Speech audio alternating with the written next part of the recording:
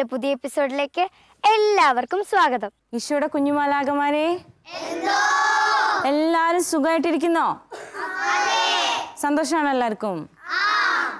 ഇന്നത്തെ തിരുവിരുന്നിന്റെ ആദ്യത്തെ സെഗ്മെന്റിൽ എന്താണ് നമ്മൾ രസകരമായി ഒന്ന് സൂക്ഷിച്ചു വെച്ചിട്ടുണ്ടല്ലോ? എന്താണ്? ഗെയിം. അപ്പോ ഇന്നത്തെ ഗെയിമിലേക്ക് നമുക്ക് പ്രവേശിക്കാം. ഗെയിം കളിക്കാം. റെഡി അല്ലേ എല്ലാരും?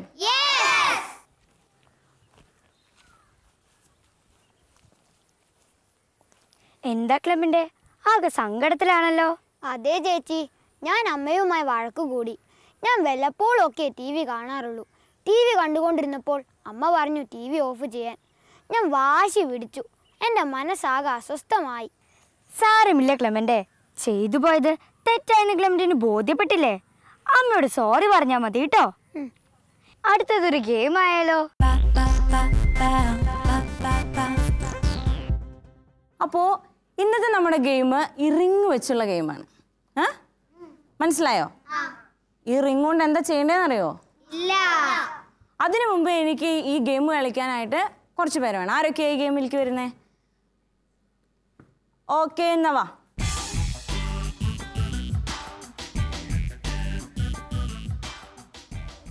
ഈ ഗെയിമിൻ്റെ പ്രത്യേകത എന്താണെന്ന് വെച്ചാൽ ഇവിടെ സ്റ്റാർട്ട് പറയുമ്പോൾ നിങ്ങൾ എന്ത് ചെയ്യണം? ഈ റിങ് നിങ്ങളുടെ ഉള്ളിലൂടെ ഇറക്കി എന്ത് ചെയ്യണം? ഇങ്ങനെ എടുത്ത് അടുത്ത ആൾക്ക് പാസ് ചെയ്യണം. ഇത് എത്രയും പെട്ടെന്ന് പാസ് ചെയ്യാവോ അത്രയും പെട്ടെന്ന് നിങ്ങൾ പാസ് ചെയ്യണം. സ്റ്റോപ്പ് പറയുമ്പോൾ ആരുടെ കയ്യിലാണോ ഈ റിങ് ഉള്ളത് അവർ ഔട്ട്. ഓക്കെ, റെഡി അല്ലേ? Game starts now.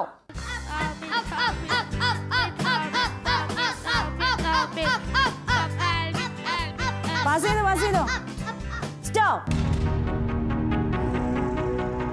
ആരുടെ കയ്യിലായിരുന്നു? Okay, and out.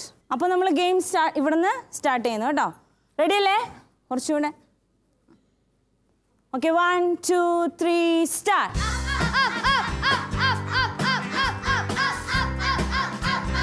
Stop. Achu out.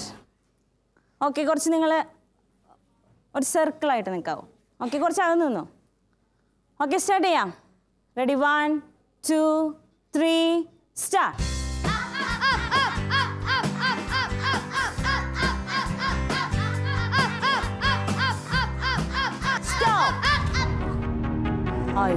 ഔട്ടായി.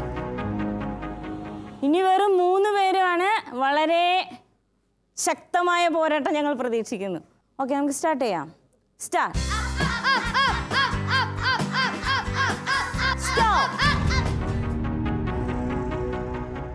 ഓക്കെ, ഇനി ആരാ 2 പേര് ബാക്കിയുള്ളത്? അമിത്തും റോസും കൂടിയുള്ള പോരാട്ടമാണ്. അപ്പൊ അമിത്തെ തുടങ്ങുമല്ലേ? സ്റ്റാർട്ട്.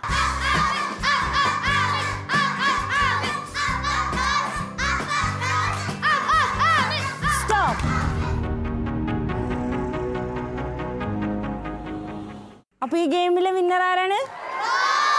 റോസിനോട് നല്ല ക്ലാപ്പ് കൊടുക്കാം. അപ്പോൾ ഈ ഗെയിമിൻ്റെ വിജയമായ റോസിനോട് നമുക്ക് ചോദിക്കാം അല്ലേ, എന്താണ് ഗെയിം കളിച്ചപ്പോൾ റോസിനെ ഫീൽ ചെയ്തത്? അപ്പോൾ ഗെയിം കളിച്ചപ്പം ഇപ്പം ജയിച്ചു അല്ലേ? എന്താ റോസിന് തോന്നുന്നത് ഈ ഗെയിം കളിച്ചിട്ട്? എനിക്ക് ഭയങ്കര ടെൻഷനായിരുന്നു. ഇങ്ങനെ കിട്ടുമോന്നൊരു ഭയങ്കര ടെൻഷൻ. പിന്നെയോ? പിന്നെ അങ്ങനെ ഈ പാവാടയും ബ്ലൗസ് ആയതുകൊണ്ട് ഇങ്ങനെ ബുദ്ധിമുട്ടുണ്ടായിരുന്നു. ഓക്കെ, ഈ റിങ് എത്രയും പെട്ടെന്ന് ഒഴിവാക്കണം എന്ന് തോന്നിയില്ലേ? തോന്നി. ഈ ഗെയിമിൽ നിങ്ങൾക്ക് എന്താ മനസ്സിലായത്? എന്തെങ്കിലും മനസ്സിലായോ? നമ്മളെല്ലാം ഫാസ്റ്റായിട്ട് ചെയ്യണം. പിന്നെ നമ്മുടെ ജീവിതമായിട്ട് ബന്ധപ്പെടുത്തുകയാണെങ്കിൽ ഒരു പ്രത്യേകതയുണ്ട് ഈ ഗെയിമിന്. മനസ്സിലായോ? ഇല്ല, മനസ്സിലായില്ല. എന്താ? നമ്മുടെ ഹൃദയത്തിലുള്ള പാപങ്ങൾ എത്രയും പെട്ടെന്ന് കളയാൻ പറ്റുമോ അത്രയും പെട്ടെന്ന്. റിങ് കണ്ടപ്പോൾ പെട്ടെന്ന് പാപാന്ന് തോന്നിയോ? റിങ് കണ്ടപ്പോൾ മനസ്സിലായോ പാപാന്ന്? ഇല്ല. അപ്പം ഇത്രേ ഉള്ളൂ. ഈ റിങ് എന്ന് പറയുന്നത് നമ്മുടെ ജീവിതത്തിൽ ഇപ്പോൾ ഈ ഗെയിമിനെ സംബന്ധിച്ച് റിങ് എന്തായിരുന്നു? നമുക്ക് തടസ്സമായിരുന്നു അല്ലേ? എത്രയും പെട്ടെന്ന് നമുക്കത് എന്ത് ചെയ്യണമായിരുന്നു? ഒഴിവാക്കണമായിരുന്നു അല്ലേ? അപ്പം ഇതുപോലെയാണ് നമ്മുടെ ജീവിതത്തിലുണ്ടാകുന്ന തടസ്സങ്ങൾ, അല്ലെങ്കിൽ ചെറിയ ചെറിയ കുറവുകൾ, ചെറിയ ചെറിയ തെറ്റുകൾ, അതൊക്കെ നമ്മുടെ ജീവിതത്തിന് എത്രയും പെട്ടെന്ന് എന്ത് ചെയ്യണം? ഒഴിവാക്കണം. അങ്ങനെ ഒഴിവാക്കിയാൽ എപ്പോഴും നമുക്ക് എന്തുണ്ടാവുള്ളൂ? ഒരു സമാധാനം, അല്ലേ? ഒരു സന്തോഷം ഒക്കെ അനുഭവിക്കാൻ കഴിയുള്ളൂ, അല്ലേ? അപ്പം ഇന്ന് മുതൽ നമ്മൾ ചെറിയ തെറ്റാണെങ്കിൽ പോലും, ചെറിയ കുറവുകളാണെങ്കിൽ പോലും എപ്പോഴും അതെന്ത് ചെയ്യണം? പെട്ടെന്ന് കറക്റ്റ് ചെയ്യാനായിട്ട് നോക്കണം കേട്ടോ. ചെറിയ തെറ്റുകളൊക്കെ വന്ന് നമ്മൾ എന്ത് ചെയ്യും? കുമ്പസാരിക്കും, അല്ലേ?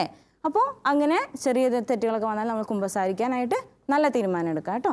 എങ്ങനെയുണ്ടായിരുന്നു ഗെയിം ക്ലെമന്റെ? കലക്കി. ശരിക്കും പറഞ്ഞാൽ അതൊരു ഊരാക്കുരുക്കായിരുന്നു. ഇങ്ങനെ നമ്മുടെ ജീവിതത്തിലെ ഓരോ ചെറിയ ചെറിയ തെറ്റുകളും ഓരോ ഊരാക്കുടുക്കുകളാണ്. അവയിൽ നിന്ന് എളുപ്പത്തിൽ രക്ഷപ്പെടാൻ ഈ എപ്പിസോഡ് നിങ്ങളെ സഹായിക്കട്ടെ. നമ്മുടെയൊക്കെ ജീവിതത്തിൽ ചെറിയ ചെറിയ തെറ്റുകളൊക്കെ സംഭവിക്കാറുണ്ട്, അല്ലേ? അപ്പോൾ ഈ ചെറിയ തെറ്റുകൾ എന്താവും? നമ്മളത് വീണ്ടും വീണ്ടും ആവർത്തിച്ച് ചെയ്തു കഴിഞ്ഞാൽ നമ്മൾ വലുതാകും തോറും അതെന്ത് ചെയ്യും? നമ്മുടെ ഉള്ളിൽ അതിങ്ങനെ കിടന്ന് എന്തായി മാറും? വലിയ തെറ്റുകൾ നമ്മൾ ചെയ്യാൻ തുടങ്ങും, അല്ലേ?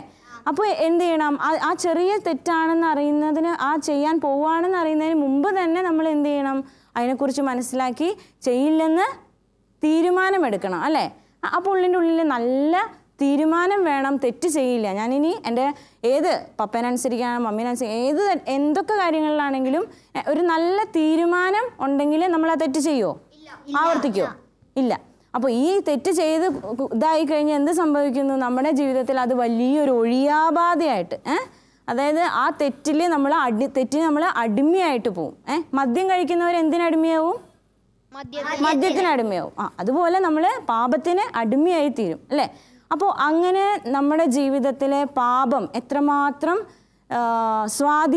പാപം എന്ന് പറഞ്ഞാൽ നമ്മുടെ ജീവിതത്തിൽ വർദ്ധിച്ചു വരുന്ന തെറ്റുകൾ എത്രമാത്രം നമ്മുടെ ജീവിതത്തെ, നമ്മുടെ ആത്മാവിനെ ബാധിക്കുന്നു നമുക്കൊന്ന് കണ്ടു നോക്കിയാലോ?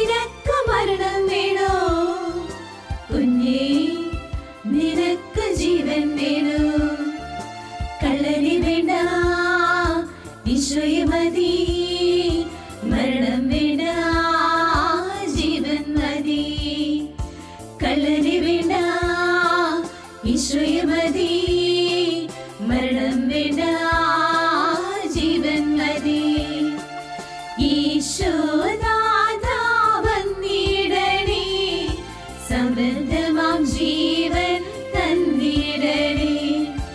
ഈശോനാഥാ വന്നിടണേ, സമൃദ്ധമാം ജീവൻ തന്നിടണേ.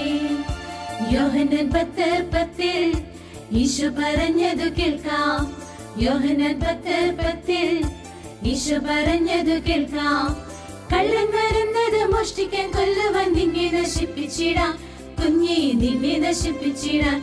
എന്നാൽ ഈശോ വരുന്നത് ജീവൻ ഉണ്ടാകുവാൻ, സമൃദ്ധമായി ഉണ്ടാകുവാൻ, കുഞ്ഞെ സമൃദ്ധമായി ഉണ്ടാകുവാൻ. അപ്പൊ നമ്മൾ ഗെയിമിലേക്ക് കിടക്കല്ലേ. ഓറഞ്ച് ഇത്